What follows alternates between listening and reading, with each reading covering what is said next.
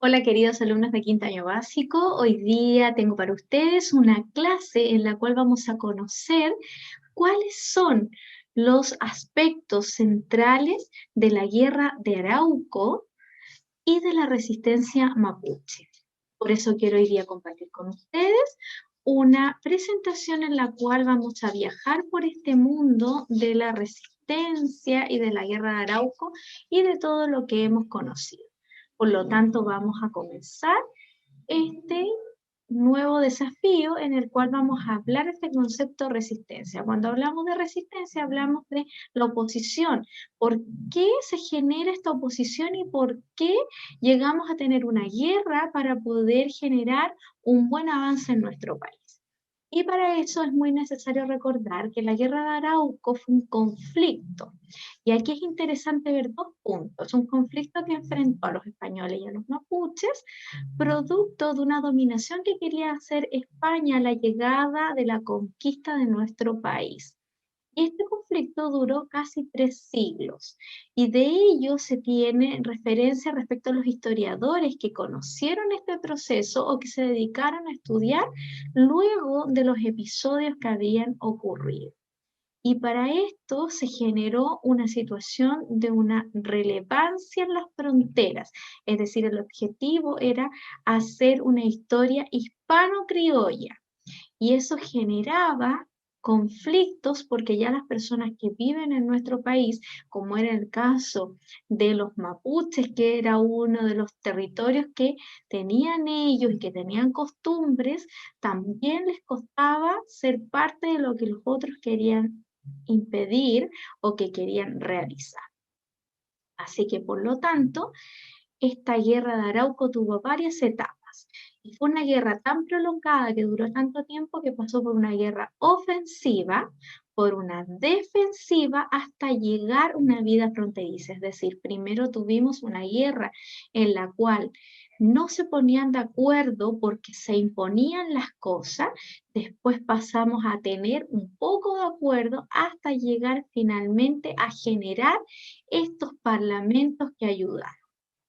Y también en esta campaña que hizo Pedro de Valdivia, logró cosas muy positivas y otras que se fueron quedando en el camino y que eso generó hasta el día de hoy ciertas diferencias.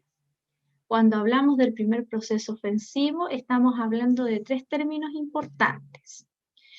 Primero, consistía en atacar a los indígenas que estaban aquí y que la expedición tuviese como resultado tener guerras para dominar los territorios. Y eso provocó grandes rebeliones y conflictos donde estuvo involucrada mucha gente.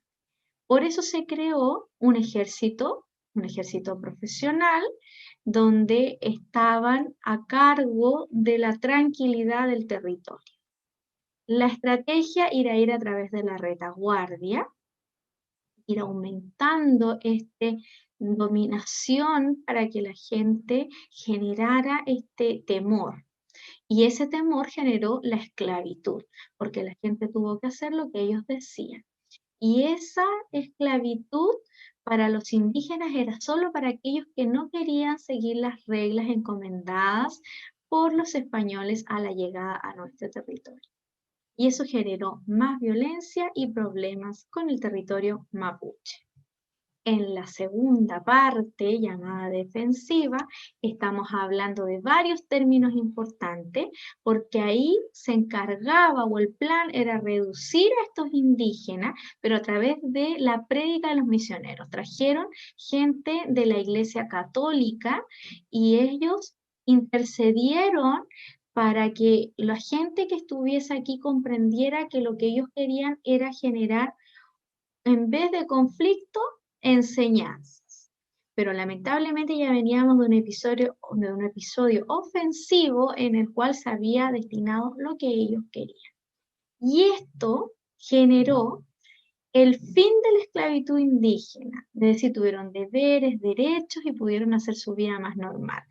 Pero eso generó una evangelización y ahí estuvo el problema, porque no todos tienen las mismas creencias, pero se logró poner el respeto a la frontera, se respetó el ejército que estaba aquí. Y esto generó un conflicto entre las partes, dándose a conocer los malones indígenas, que es lo que tenemos acá. El malón hoy en día está conocido como una fiesta, pero en ese minuto no era una fiesta, sino que era un ataque armado. Cuando se armaba un malón, quería decir que había un grupo de guerreros que estaban en contra de lo que estaba sucediendo. Y eso generó otros conflictos en vez de beneficiarlos. Entonces, estos malones se mantuvieron en el tiempo y esos estaban impulsados por la gente que no estaba de acuerdo. Cuando ya empezaron a organizarse, generaron este tercer periodo, y este periodo generó que los enfrentamientos generaran otros roces por los intercambios culturales y comerciales. Todos deseaban vender, todos deseaban tener. Entonces, para que se generara un buen comercio y un buen dinero entre las partes, tenían que organizarse. ¿Y para qué lo hicieron? Para generar un sistema de parlamento. Y ahí llegaban al acuerdo. Entonces, así podían generar rutas comerciales que favorecieran a los dos territorios, al español y al mapuche. Y aquí podemos ver a qué le llamamos el aspecto fronterizo.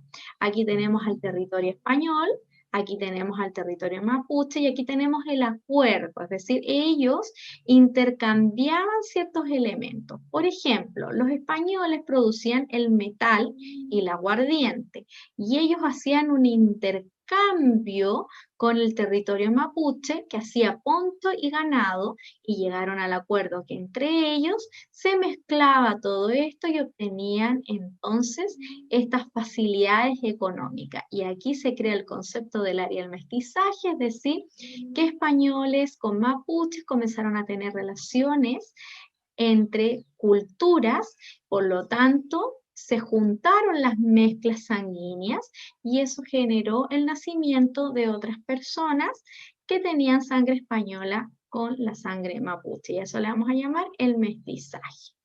Y aquí hay un contexto muy importante porque estos roces e intercambios comerciales y culturales entre los indígenas consiguió una etapa que se llama el trueque de las especies.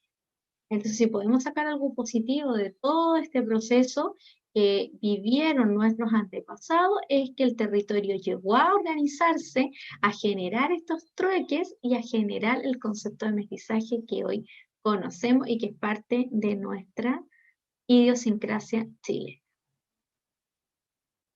Para poder seguir aprendiendo es necesario seguir conociendo acerca de nuestra cultura y de la vida colonial que luego de esto se comienza a generar.